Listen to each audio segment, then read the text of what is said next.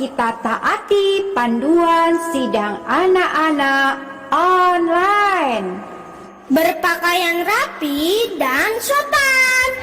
Ikuti kakak gembala. Sungguh-sungguh berdoa. Sungguh-sungguh menyanyi. Dan mendengarkan firman Tuhan. Tidak melakukan Makan, main handphone, tiduran dan lain-lain. Tuhan Yesus memberkati. Amin. Halo adik-adik, senang sekali jumpa dengan adik-adik kembali. Adik-adik, sebelum kita mendengarkan firman Tuhan, kakak mau mengajak adik-adik kita sama-sama berdoa untuk menyiapkan hati kita. Oke, semuanya lipat tangannya, tutup matanya. Ikuti kakak berdoa ya. Oh Tuhan Yesus. Oh Tuhan Yesus. Oh Tuhan Yesus. Terima kasih Tuhan. Hari ini aku boleh kembali mendengarkan firman-Mu. Tuhan, dapatkan hatiku, dapatkan pikiranku, juga telingaku, supaya dapat tertuju kepadamu. Terima kasih Tuhan. Amin. Yeay, semua adik-adik berdoa. Anak-anak yang hebat. Adik-adik, di Alkitab ada cerita tentang seseorang yang memiliki tugas untuk meluruskan jalan yang berliku-liku. Nah, orang ini bernama Yohanes. Yohanes memiliki tugas yang sangat penting. Sebelum Tuhan Yesus datang, Yohanes datang lebih dulu untuk mempersiapkan jalan bagi kedatangan Tuhan. Kira-kira siapa ya Yohanes itu? Dan anak siapakah ia? Yuk kita dengarkan cerita selanjutnya. Ini adalah Zakaria. Ia adalah seorang imam yang melayani di bait suci. Istrinya bernama Elisabet. Mereka sudah tua, tetapi belum mempunyai anak. Mereka terus berdoa dan berharap agar Tuhan memberi mereka anak. Suatu hari, ketika Zakaria sedang melayani di bait suci, tiba-tiba muncullah seorang malaikat di hadapannya. Zakaria terkejut dan takut. Malaikat itu berkata, "Janganlah takut, Zakaria. Aku datang untuk memberitahumu bahwa Tuhan sudah mendengar doa-doamu. Istrimu, Elisabet, akan mempunyai seorang anak laki-laki. Kau harus menamainya Yohanes. Ia akan membuat banyak orang berbalik kepada Tuhan." Kata malaikat itu, ia akan menyiapkan bagi Tuhan suatu umat yang layak. Zakaria terkejut sekali. Ia tidak percaya kepada perkataan malaikat itu. Bagaimana aku tahu bahwa hal ini akan terjadi? Aku sudah tua, demikian pula istriku, ujar Zakaria. Lalu kata malaikat tadi, "Zakaria, akulah Gabriel.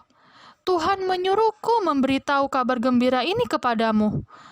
Karena kau tak percaya, kau akan menjadi bisu hingga anakmu lahir." Ternyata benar adik-adik, Zakaria menjadi bisu.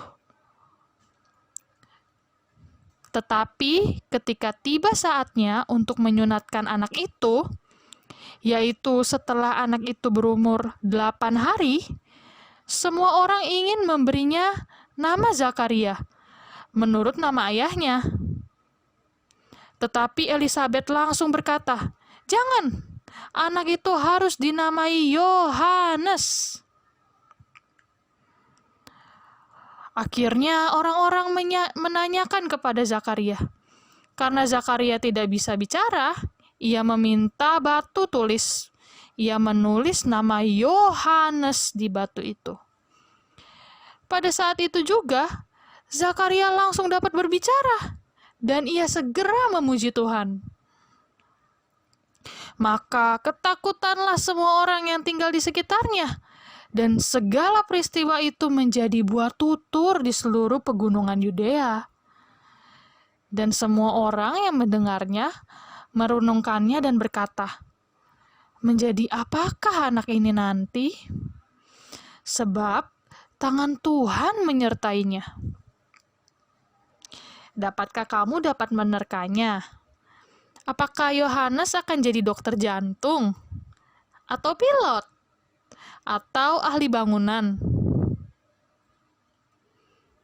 Bertobatlah, bertobatlah, sebab kerajaan surga sudah dekat. Itulah yang diserukan Yohanes setiap hari. Ia berteriak-teriak di padang gurun. Bertobatlah, bertobatlah. Banyak orang berkumpul dekat sungai Yordan untuk mendengarkan Yohanes. Ia memakai jubah aneh yang terbuat dari bulu unta. Ia memakan makanan yang aneh pula, madu hutan dan belalang. Bertobatlah, bertobatlah. Yohanes terus berseru. Bertobatlah, sebab kerajaan sorga sudah dekat. Maka datanglah kepadanya penduduk dari Yerusalem, dari seluruh Yudea, dan dari seluruh daerah sekitar Yordan. Orang-orang muda dan orang-orang tua datang. Para guru dan prajurit datang.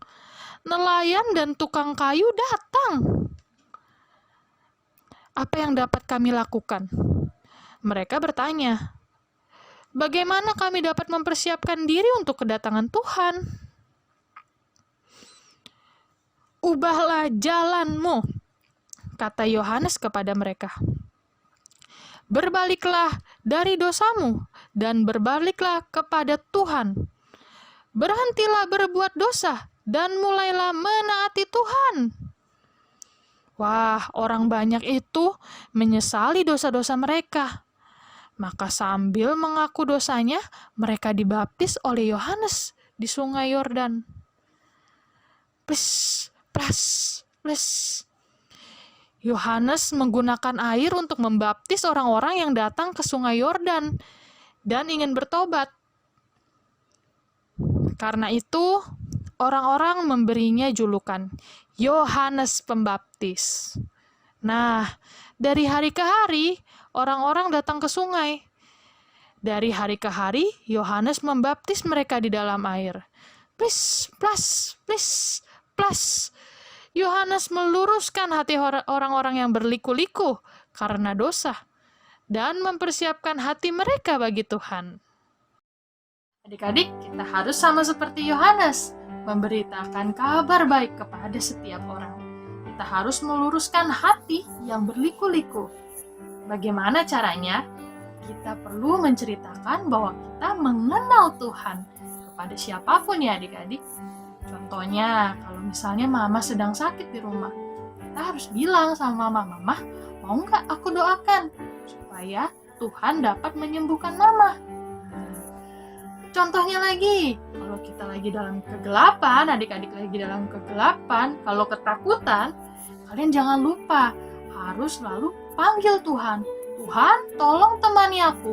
Wah, kalau sudah seperti itu, kalian adalah anak-anak yang sudah melakukan hal-hal yang baik, memberitakan kabar-kabar baik.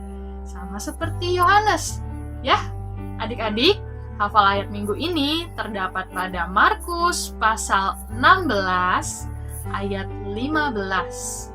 Lalu ia berkata kepada mereka, "Pergilah ke seluruh dunia, beritakanlah Injil kepada segala makhluk." Satu kali lagi ya. Markus pasal 16 ayat 15. Lalu ia berkata kepada mereka, "Pergilah ke seluruh dunia, beritakanlah Injil kepada segala makhluk." Amin. Adik-adik, kakak mau mengajak adik-adik kita sama-sama berdoa. Semuanya lipat tangan, tutup mata, ikuti kakak berdoa ya. Tuhan Yesus. Oh Tuhan Yesus. Oh Tuhan Yesus. Tuhan, aku mau menjadi seperti Yohanes, memberitakan kabar baik. Tuhan, dapatkan mulutku supaya aku bisa memberitakan kabar baik. Beri aku keberanian supaya aku bisa menceritakan tentang Tuhan Yesus kepada teman-temanku. Terima kasih Tuhan. Amin. Nah, semua adik-adik pintar berdoa. Sampai jumpa minggu depan. Dadah.